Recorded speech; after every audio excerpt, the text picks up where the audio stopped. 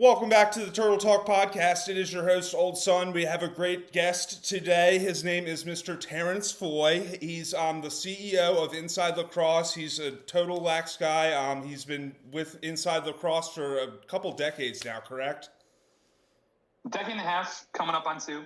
Yeah, for a very long time. He's a stalwart in the game, and been very instrumental in growing the game and rolling out new products to help support the game. And he's just a really good friend of lacrosse. So we're very blessed to have him on the show. So welcome, Mr. Well, Foy. that's a very kind introduction. Absolutely Really appreciate that. You want to tell us a little bit about yourself, your background, and how your journey to where you are now?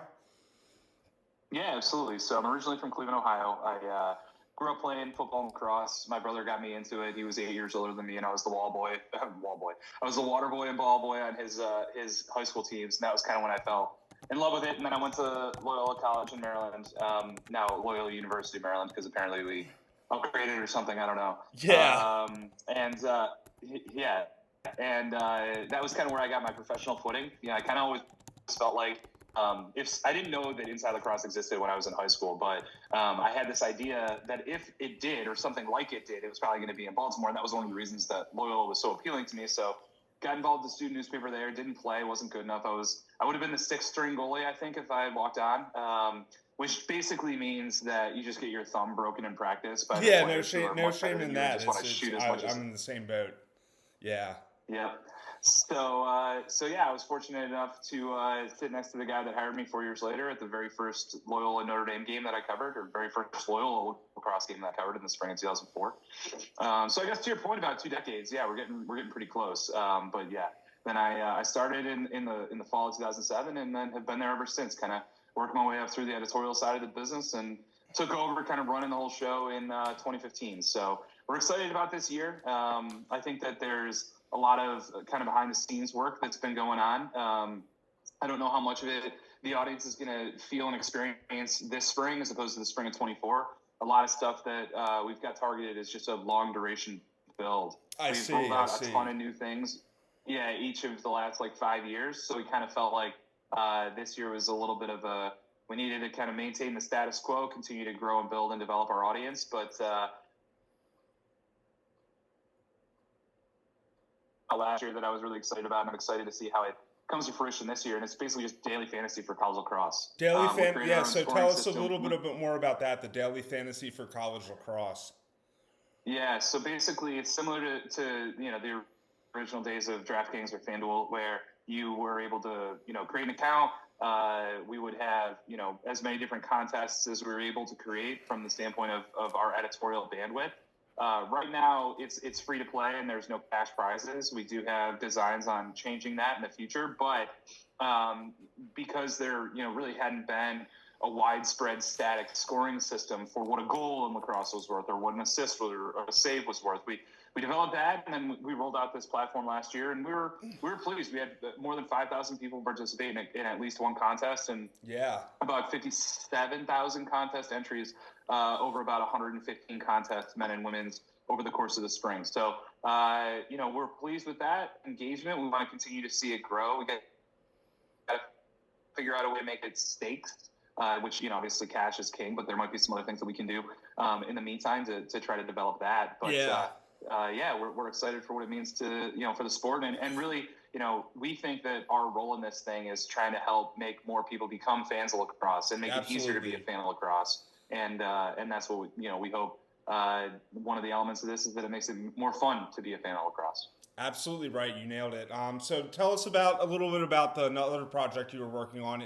And if there might be some I don't know about, but the scoreboards.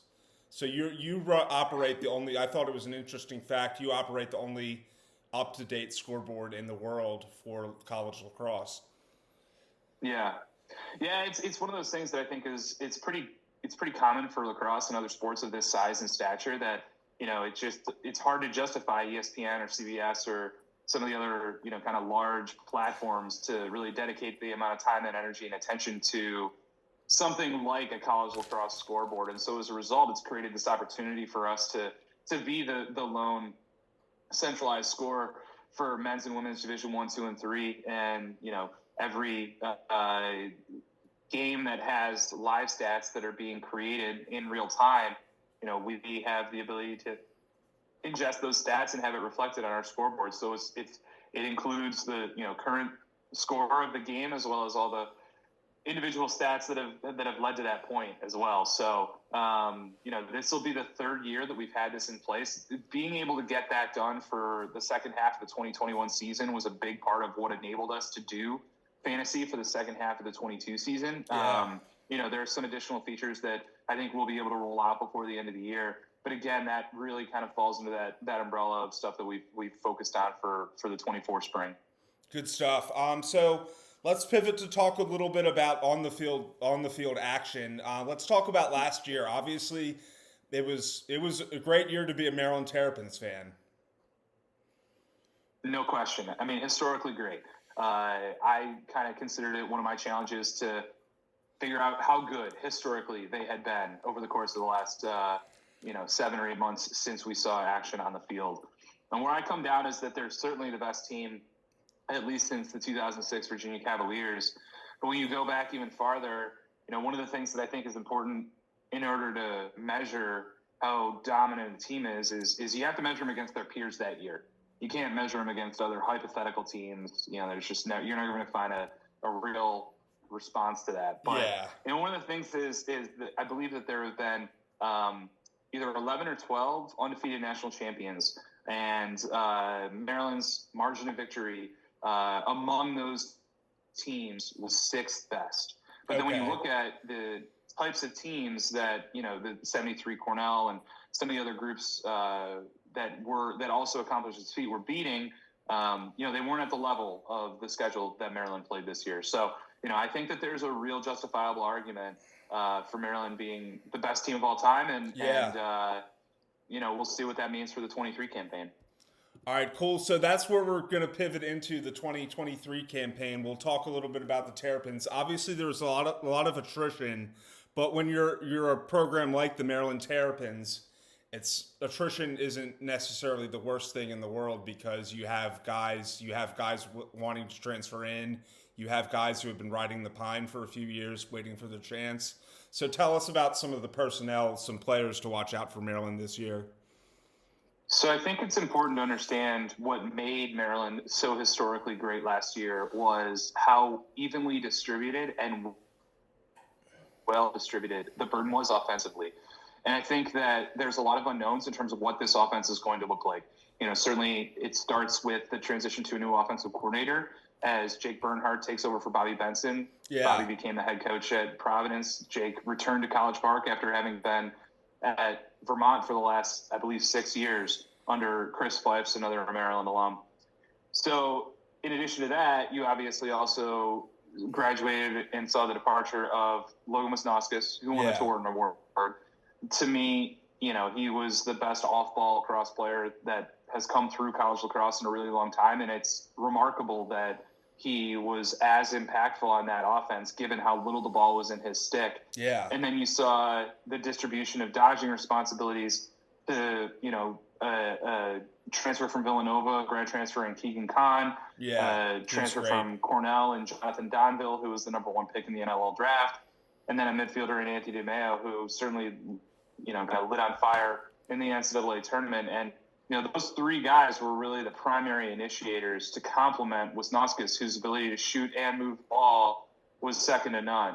So there's no question that the offense is going to have a substantially different look from the year before. And I think that when you consider what that means for this team, it means that you start at the other end of the field. So first and foremost, Luke Weirman is going to win a ton of faceoffs, which is going to protect the defense, right? Yeah. It protects you from a fatigue standpoint. It protects you from, just a volume standpoint. And then on top of that, when you kind of talk about the specialty positions, you consider the fact that they bring back one of the best and potentially most underrated goalies in Logan McNanny, who is awesome and was the most outstanding player of the NCAA tournament. So that's a really good place to start. Yeah. Down low, they've got 2 returning starters in Brett Makar, who will be wearing number 1 this year. That's a notable story. Is a prominent jersey number in the program.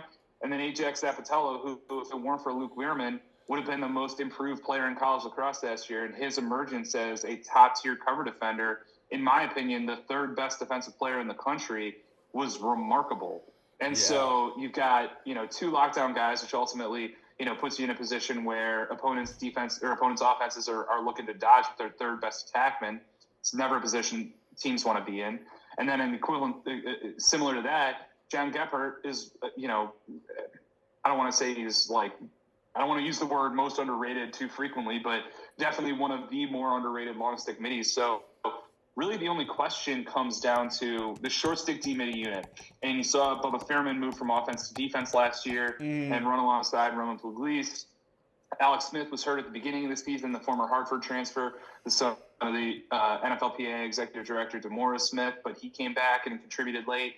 And then Jake Higgins, right? So those four guys were one of the best, deepest groups that you could have had at the most unheralded but probably most important position on the field. They're all gone. So there's a lot of questions relative to what it means because a lot of offenses do like to orient around attacking those two short stick D middies. So we have another Hartford transfer in Donovan Lacey, who's going to be really interesting. A guy in Alex Wicks who, like you said, has kind of been waiting for his opportunity. And then, in my opinion, potentially the most interesting story on the team and one of the most interesting stories in college lacrosse is Dante Trader. Dante Trader, big Dante Trader fans here. Yeah, he's he was a starter in the defensive backfield and decided after not playing last spring that he wanted to play lacrosse this spring. He was our number 5 ranked recruit in the class of 2021 coming out of high school, and he's awesome and he's a definite threat in transition. And so, there are question marks in that short stick D midi unit, but there are also potential answers. And it's much better. You can accept questions if you have potential answers. And I think that's a position that the unit is in. So, ultimately, I think that their identity is going to change from being the best offense in recent memory to a defense-led team. But ultimately, this is a Maryland program that is very familiar with winning games like that. It's like if the Ravens had to make that transition after, like the Lamar Jackson 2019 offense to what you've seen in, the last 2 years where they were really, or at least certainly in the second half of this season, really more of a defense-oriented team. Yeah. So it's not unreasonable that that's what they're going to look like. Absolutely. I think you hit all the nails on the head with the hammer. We touched on the main players, contributors that are coming back and some guys who are going to step up and have a good season. So it's not going to be a shoe-in. It's not going to be a cakewalk for the Terps this year, but they should be in the mix. Oh, no doubt. To me, they're the preseason number 1 team. Yeah, they are minority on that, right? At least as far as the media is concerned. The coaches did rank them number 1 in their preseason poll. So, even from that standpoint, there's a little bit of split consensus. But on the media side, there were 4 teams that got first place votes. So even though Virginia was the number 1 team in the media poll, that doesn't mean that there was a runaway unanimous opinion. Absolutely. So let's take a look at the schedule. I have the schedule right in front of me. I don't know if you need it so the first game's Richmond. That should be more of a tune. Richmond's respectable, but that should be a tune-up game. Well, so Richmond and Loyola scrimmaged last week. They have played in an early season game for the last several years, and we saw what Maryland did to Loyola in the first game of last season with a 20-8 victory, I believe, over the Greyhounds in College Park. I would anticipate that this, this game is a similar ranked Maryland team versus a similarly ranked Richmond team to Loyola last year. It's not to say that I'm predicting a similar outcome, but it's at least you can use that as the benchmark to try to consider how good is this team going to be coming away from what they look like this weekend. Yeah, it'll be a good litmus test, so to say, the Richmond game, because Richmond's usually ranked in the teens, or they usually have a pretty respectable program. So then we've got Loyola, Syracuse, and Princeton. Those are historically very strong programs. Not among the top 5 this year, but they should be good tests. Well, Princeton is, and Loyola and Syracuse I saw play in the fall. They're similar teams in the sense that they have also more questions than answers for different reasons. Syracuse was a bad team last year that graduated its 2 most significant players in Tucker Dordovic, who transferred to Georgetown, and Brendan Curry, who exhausted his eligibility. But they bring in a huge, really highly touted freshman class, and they're going to see a lot of contributions from that. They have a couple of impact transfers. So there's reasons for optimism for Syracuse, but I still don't see them as a preseason top 20 team. And then Loyola, they graduated 7, 8, 9, 10 contributors of meaningful note. And so I think that there's reason to expect them to be a little bit better because they do bring back a few more guys who have contributed earlier in their career that you can expect to make significant contributions this year than Syracuse does. But at the same time, they're also going to rely on a bunch of freshmen. I believe Charlie Toomey said on Tuesday on the Glenn Clark radio show that 5 of their top 8 players offensively are freshmen. Wow. And, that is a big number for a Greyhound team that's been pretty old for more than a decade. So it'll be a new feel for the Greyhounds this year. All right, good and solid information. Then we've got Notre Dame. That's the first, banner game of the year. Really, March 4th, Saturday at College Park at SECU Stadium. That's gonna. Do you have any predictions or insight for that game? So it was, in retrospect, the closest game that Maryland played last year was their trip to South Bend, and one of the reasons it didn't feel closer in the moment is because I think they were up like 12-7. Something in that neighborhood, and then Notre Dame scored 3 late goals in order to make it a 2-goal game, and Maryland might have added 1 or 2 in order to round out the final margin. I think there's a lot being taken for granted about how pissed off Notre Dame is going to play this year because they missed the NCAA tournament last year. Yeah, I'm not discounting that emotion. I think it will have faded by March 5th. I think the reason to be excited about Notre Dame is because they're going to have one of the more potent offenses. Unfortunately, Jake Taylor, who his return corresponded with or coincided with when their offense took off in the second half of the season, again tore his ACL this summer. And so as a result, he'll be out until mid-year. I don't expect him to be available until the end of March at the earliest. That being said, Pat Cavanaugh is back. He's one of the best attackmen in the country. His brother Chris Cavanaugh is projected to make a substantial leap from freshman to sophomore year. And then additionally, Will Lynch, who you started to see make some progress in the Maryland game, and I was confident was going to grow and emerge as the season went along, and I think he did exactly that, is a face-off guy who I'm really compelled by the matchup against Luke Weirman in terms of what he's able to do feeding his offense the ball. Certainly, I've seen a ton of Notre Dame games at College Park, and it's a tough place for the Irish to play. Yeah. But they do play the Terps competitively, and I would anticipate this being the game of the weekend on that March 4th, the 5th weekend, as you mentioned. Sure thing. So the next week, it's a bit of a trap game. It's an away game at Albany because Virginia is the game after that. Last season, Albany came down, and because of projected bad weather, they played this in Cole Fieldhouse at 10 a.m. Yeah. And it was a really kind of memorable moment for the season. I remember. But as far as the action on the field went, it got out of hand pretty quickly. I think there's a lot of reasons to expect Albany to be better this year than they were in 2022. But for me, it's a kind of I'll believe it when I see it type of dynamic. Absolutely. So then the other big game, the presumptive. Do you have Virginia as number 2 in the nation? I do. Yeah. So the presumptive 1 versus 2 matchup in Charlottesville, as it was last year too. It's the final non-conference game in Charlottesville. What do you have to say about that one? It's obviously going to be a great game. I saw Virginia play in the fall, and talking to Lars Tiffany, their coach, after the game, he was unimpressed. Largely because they weren't as athletic as he felt like they usually are or certainly need to be in order to be good.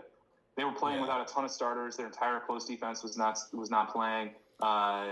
Pretty much their first midfield line was not playing as well. Connor Schellenberger, who's probably their best offensive player, and in my opinion, the best offensive player in the country, was coming off of having been a part of U.S. national team tryouts for the 2 days prior. So the deck was stacked against them in a meaningful way, and they took on Lehigh and Penn State. But at the same time, again, they weren't pleased with the product that they put on the field, and they have spent the last 4 months or 3 months trying to rectify that. So we'll see. On paper, Virginia is better than Maryland.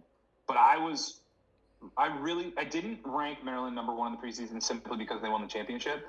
I ranked them number 1 because the only team that I felt I could justifiably rank ahead of them was Virginia. Mm-hmm. But I couldn't get past how thoroughly Maryland handled Virginia in 2 games last year. So, yes, I understand that when you account for Maryland's losses relative to what Virginia returns, Virginia is a better team on paper. But there was something about the way that those two games unfolded that was just different from what was on paper. Yeah. The margin of victory last year was not reflective of the two teams on paper. And so until I see Virginia swing back and land a punch, I'm going to think that the Terps have them. Good stuff. They're definitely. Virginia has their work cut out for them, and they have a lot to prove. But they definitely have the capability to make some noise this season. So, last question? How does the we get into the Big Ten? It's first Penn State, then Michigan, 2 home games, then an away game at Ohio State and Columbus, an away game at New Brunswick for Rutgers, then finally Hopkins at College Park. How does the Big Ten stack up this year? Again, starting on paper, I think Ohio State, Penn State, Michigan all project to be better on paper than they were last year. Rutgers probably doesn't. They lose a lot of pieces, but at the same time, folks that saw them in the fall and again in the spring project them to be, as good or better as the Final Four team that they were last year. So the short answer is it's hard to say. It's going to come down to who wins the games on those particular Saturdays and Sundays. And, I think that it's reasonable to start with, Maryland is the clear number 1. Ohio State and Rutgers are probably contending for 2 and 3. Hopkins probably settles in, pretty clearly as the 4th best team, and then Penn State 5th, Michigan 6th, particularly when you account for history. But if you're gonna wager on those standings right now, I think that's a pretty risky bet, relative to some of the other stronger opinions I have about lacrosse nationwide. Far from a sure thing. Yeah, you're definitely right. It could shake out. The 1 through 6 could shake out in any number of which ways. So just for fans listening, the schedule that'll take us to the end of April. 2 through 6. Let's say 2 through 6. 2 through 6. Yeah. Don't want to get too cocky, but Maryland's definitely the front runner this year. So that'll take us to the end of April. And it looks like we've got April 29th through May 6th is the Big Ten championships. Then the tournaments the tournament this year, first round's May 13th, first round's May 13th and 14th, and campus sites. The second round is in Albany, New York, and Annapolis, Maryland, for the next weekend. Then the finals, the semifinals and finals is that Memorial Weekend in May in Philadelphia this year. So for the layman fan, it will be in Philly this year.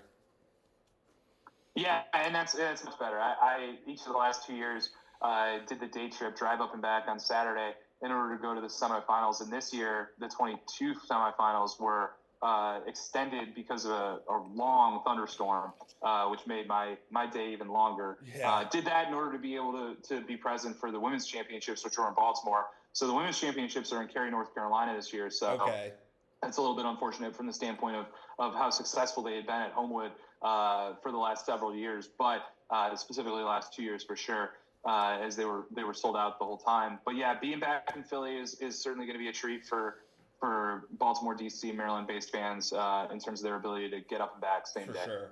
Last question, I guess a bonus question. What do you think? What about the Lady Terps this year? They are obviously going to be pretty strong. Yeah, no doubt. I would say by the program standards, the last couple of years haven't been up to the level, scratch, right? They haven't won the national championship. But with the amount of talent that they brought in over the last 2 classes, as well as some of the transfers that they brought in, I think they're going to be right back in that Final Four mix, and certainly have their sights set on unseating North Carolina. Yeah, the definitely be in the mix. The Lady Terps will be. They definitely have a strong roster, top to bottom, as always. Well, do you have any shout-outs or acknowledgments or anything else before I let you go? No, man, I just want to thank you for having me on. Really appreciate it. Love talking lax with obviously someone who's pretty high up in the world of lacrosse, and it was a great preview, and I think our fans will really cherish and enjoy this preview. And obviously you can't wait for the games to get started. We can't wait for the games to get started either. Thank you, Terry. Of course. Thanks for having me. Have Absolutely. A great day. It'll be posted Wednesday. I'll tag you. I'll send it your way if you want to take a listen. It'll be on YouTube and on Anchor, Spotify. Perfect. Cool. Thank you. Thank you, buddy. Appreciate it.